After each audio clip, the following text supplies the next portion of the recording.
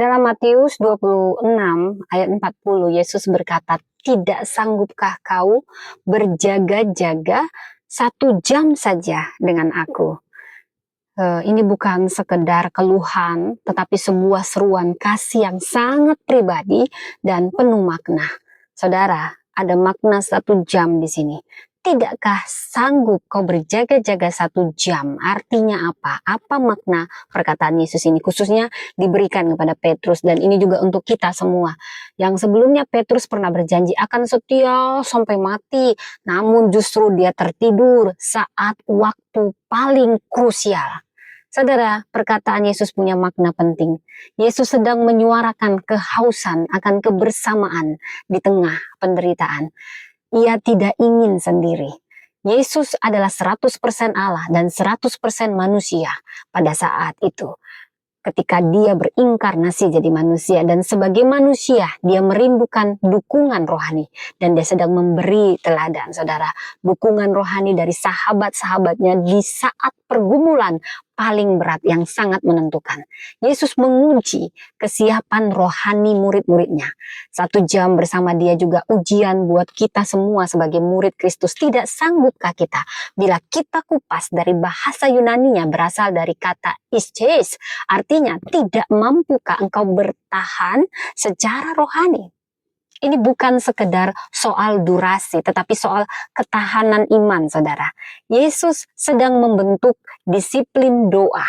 1 jam ini bukan waktu yang lama, tetapi cukup untuk menunjukkan suatu kesungguhan, suatu ketaatan dan kasih.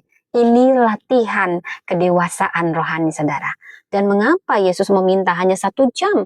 Ini punya alasan spiritual yang praktis, saudara. Pertama, 1 jam adalah ukuran kasih dan kesediaan berkorban. Bagi Yesus, 1 jam berjaga-jaga itu lebih dari sekedar waktu. Itu tentang prioritas hati.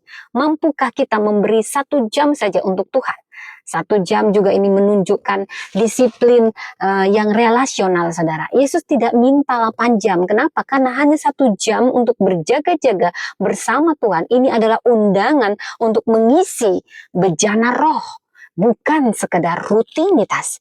Yesus tahu daging kita lemah karena dia pernah menjadi manusia, imam besar yang turut merasakan yang kita rasakan. Tetapi roh ini harus dilatih. Bila kita membaca ayat berikutnya di ayat 41, Matius 26 ayat 41, Yesus berkata, roh memang penurut tetapi daging lemah.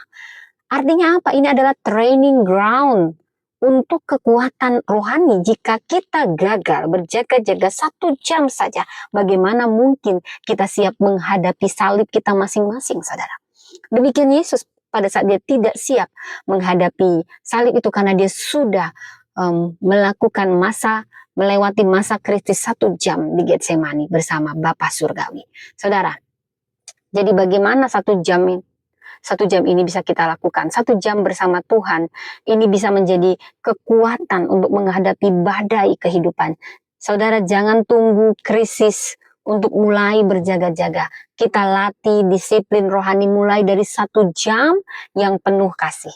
Doa bukan tentang lamanya, tetapi tentang kesetiaan dan kedekatan kita dengan Tuhan. Tetapi 1 jam ini bisa menjadi persembahan waktu yang akan membawa perubahan besar, saudaraku.